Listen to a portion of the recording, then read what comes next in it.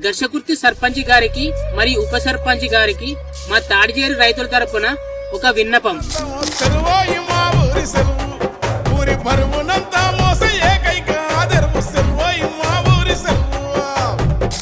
అందరికీ నమస్తే. ఈ రోజు నేను చేస్తున్న ఈ వీడియో మాత్రమే కాదు, రైతుల బాధ, మన భవిష్యత్తు, మన అందరి బాధ్యత గురించి. ఇక్కడున్న రైతులు ఎక్కువగా బోర్లు బావుల మీద ఆధారపడి వ్యవసాయం చేస్తారు. కానీ ఈ రోజు పరిస్థితి ఏమిటంటే ఇక్కడ గ్రౌండ్ వాటర్ లేక పంటలు ఎండిపోయి రైతులు తీవ్రంగా నష్టపోతున్నారు. దీనికి ప్రధాన కారణం ఏంటిదంటే మన చెరువు.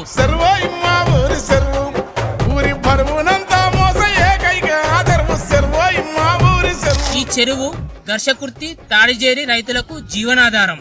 సుమారుగా 7-8 సంవత్సరాల నుంచి ఈ చెరువు ఇలానే ఎండిపోయి ఉంది. ఎన్ని వర్షాలు కురిసినా ఈ చెరువు మాత్రం ఒక్కసారి కూడా నిండలేదు.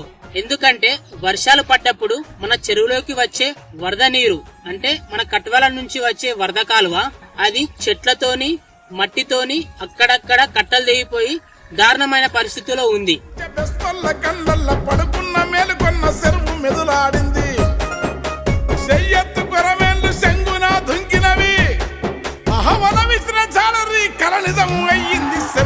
ప్రతి సంవత్సరం ఎన్నో వర్షాలు పడ్డా ఎంతో వరద నీరు వచ్చినా మన చెరువుకు నీరు రాక వృధాగా వరద నీరు బయటకు వెళ్ళిపోతుంది. ఒకసారి ఈ కాలువ చూడండి. ఈ కాలువ ఎంత దారుణంగా ఉందో మీకు చూపిస్తా. ఎంత దారుణంగా ఉందో ఇది పోవడానికి ట్రై చేస్తా. ఒక్కసారి చూడండి.